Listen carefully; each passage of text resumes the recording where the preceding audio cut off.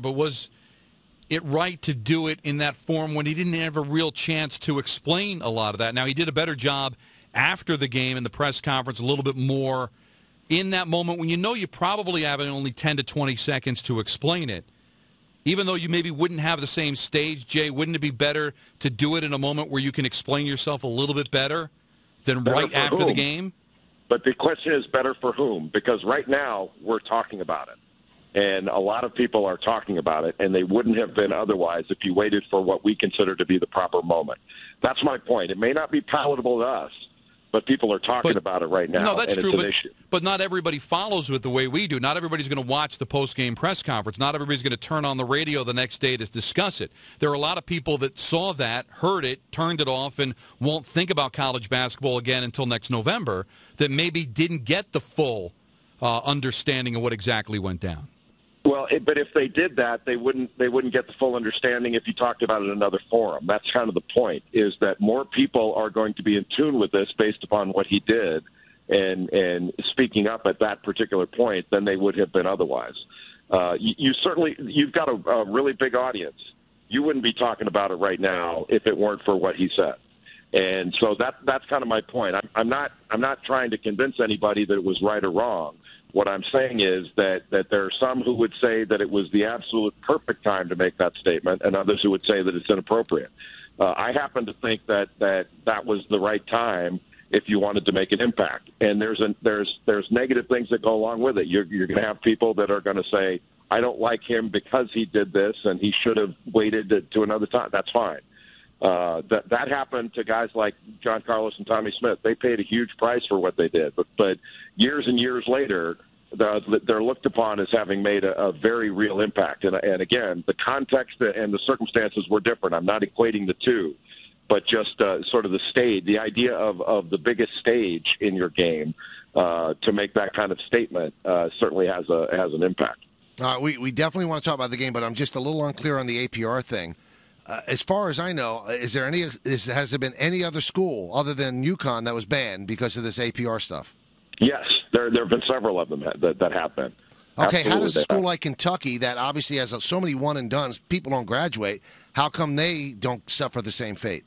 That's entirely the point, Michael. It's arbitrary that you can have a school that has a 0% graduation rate and a 1,000 APR rate. You can have another school that has a very high graduation rate, and they dip below in the APR. It's a ridiculous measure. It's a ridiculous measure. And that's kind of the point of this whole thing. It has no relationship to education. It's just a measure of retention and then your current status as a year ends for academic standing.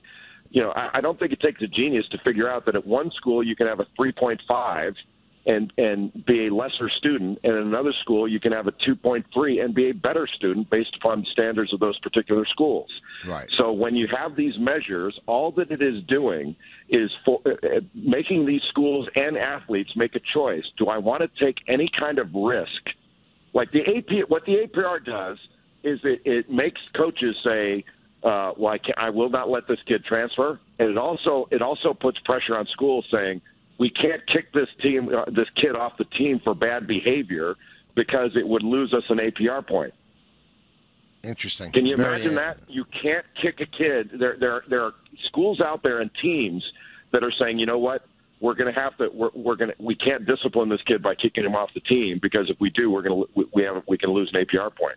And then you've got schools out there, and you can look at their benches and in different conferences where you can tell the difference between the players that are athletes and the players that are there because of APR reasons. Now, I was reading a lot of stories today, just finishing up with the game, which should be the most important thing. And so many guys, Jay, crushed Calipari, said that he did a bad job coaching. You were there. Do you think he did a bad job coaching that game?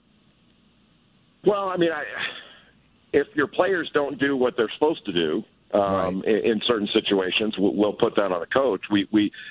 Michael, I think that this game is overcoached and undertaught. Pete Newell said that years ago, but I think we're at a stage in the college game where coaches are coaching every dribble, and I think they get way too much credit when they win, and I think they get way too much blame when they lose. I happen to have played in a different era when coaches taught you how to play and then put you out on the court and you played.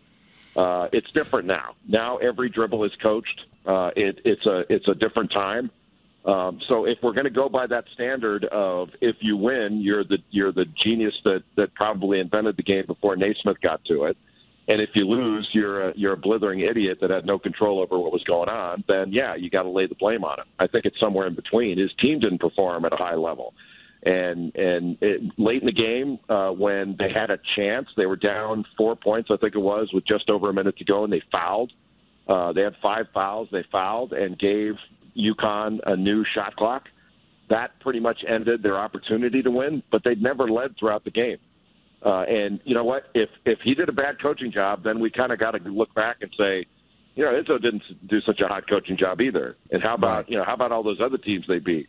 We might have to go back and evaluate the coaching jobs of all the guys that Kevin Ollie's team played, and I bet you all of them had come up short because they did a tremendous job at taking other teams out of what they normally do.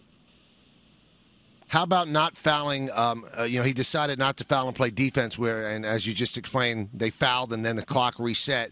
He said, why would I put them on the line? They hit all their free throws, but also pressure increases and the situation is more highly leveraged. Would you have fouled to get more possessions, or you think that was the right way to go about it?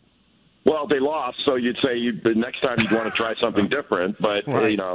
But they UConn took 115 free throws in the tournament. They made 101. That's a record.